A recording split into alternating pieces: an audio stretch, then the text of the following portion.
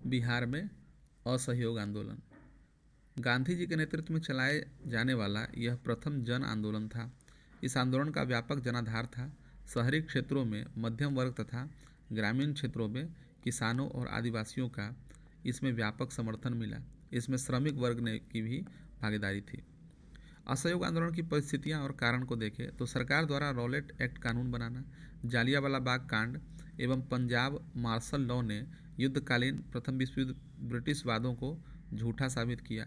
Montagu Chelmsford सुधारों ने द्वैत शासन प्रणाली लागू की। इससे भी असंतोष में वृद्धि हुई। प्रत्येक विश्व युद्ध में मुसलमानों के सहयोग प्राप्ति हेतु अंग्रेजों ने तुर्की के प्रति उदार रवैया अपनाने का वादा किया था, लेकिन बाद में मुकर गए।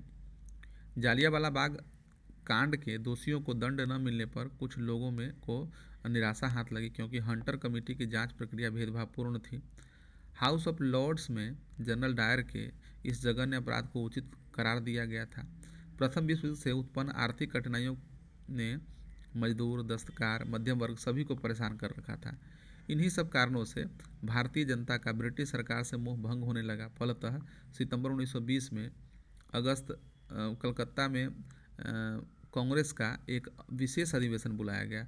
इस अधिवेशन में गांधी जी ने असहयोग आंदोलन का एक प्रस्ताव रखा।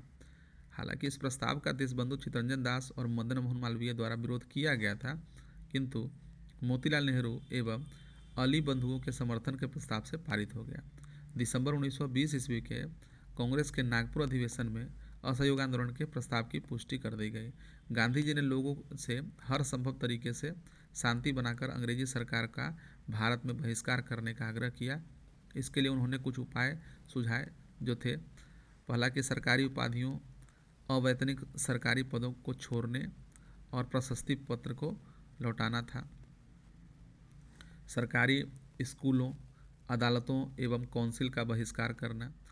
सैनिक, क्लर्क एवं मजदूरी करने वाले लोगों को देश के बाहर नौकरी करने के लिए होने वाली भर्ती से इनकार कर देना चाहिए। परिषद के चुनाव में खड़े हुए उम्मीदवार अपने नाम को उम्मीदवारी से वापस ले ले। अगर कांग्रेस की सलाह को नज़रअंदाज कर अगर कोई उम्मीदवार चुनाव के लिए खड़ा होता है तो उसे वोट न दे। विदेशी वस्तुओं तथा विदेशी व्यापार का पूर्णतः बहिष्कार किया जाए। इन प्रस्तावों का व्यापक प्रभाव देखा गया। बिहार भी इससे अछूता नहीं रह सका।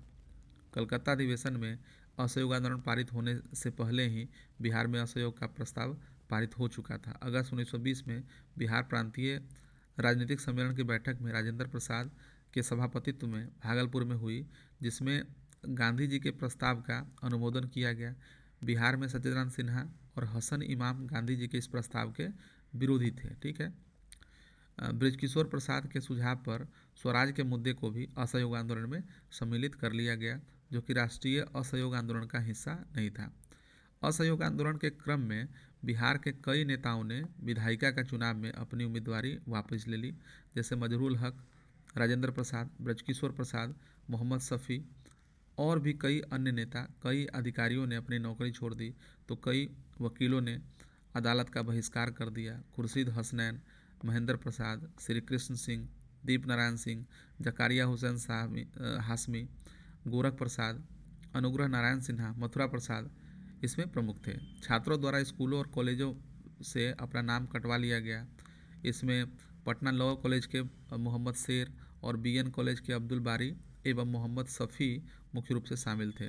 इन छात्रों को शिक्षा का वैकल्पिक साधन उपलब्ध कराने के लिए मोहम्मद फजलुर रहमान एवं राजेंद्र प्रसाद ने मिलकर 5 जनवरी 1921 को पटना गया मोड़ पर बिहार राष्ट्रीय महाविद्यालय की स्थापना की गई।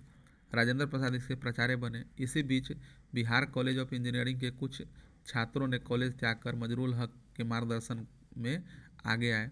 मजरूल हक ने दीघा के पास अपने मित्र खैरू मियाँ के द्वारा दान दी गई जमीन पर सदाकत आश्रम का निर्माण करवाया।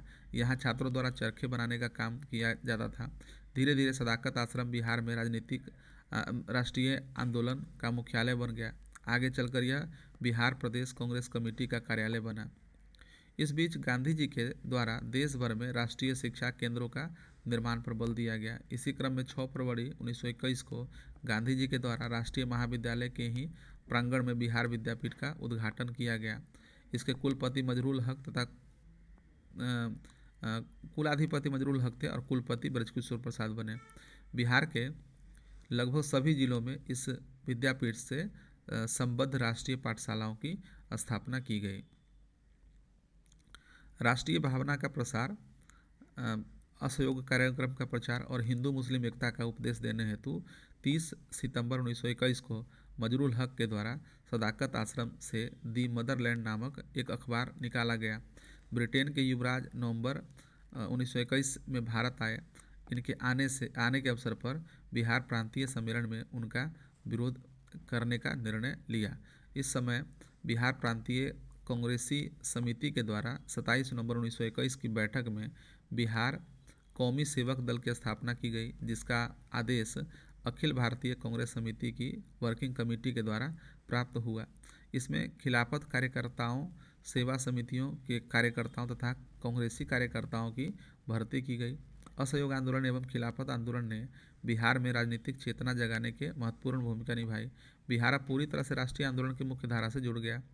आंदोलन का सबसे अधिक प्रभाव तत्कालीन मुजफ्फरपुर एवं शाहाबाद जिले में देखा गया। इसके साथ आरा, गया, मुंगेर, किशनगंज और पूर्णिया के नगर में भी जो है इससे प्रभाव पड़ा।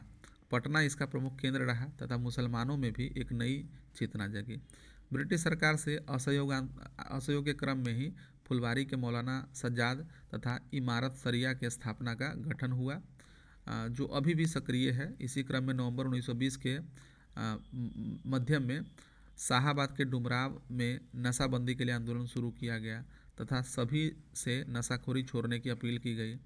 असहयोग आंदोलन में भागलपुर जिला में दीप नारायण सिंह, मुंगेर जिला में मोहम्मद जुबैर, मुजफ्फरपुर जिला में मोहम्मद शफी ने महत्वपूर्ण भूमिका निभाई।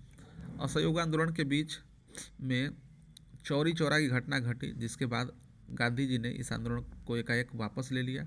ठीक उसी समय मजरूल हक की भी गिरफ्तारी हो गई और बिहार में यह आंदोलन समाप्त हो गया।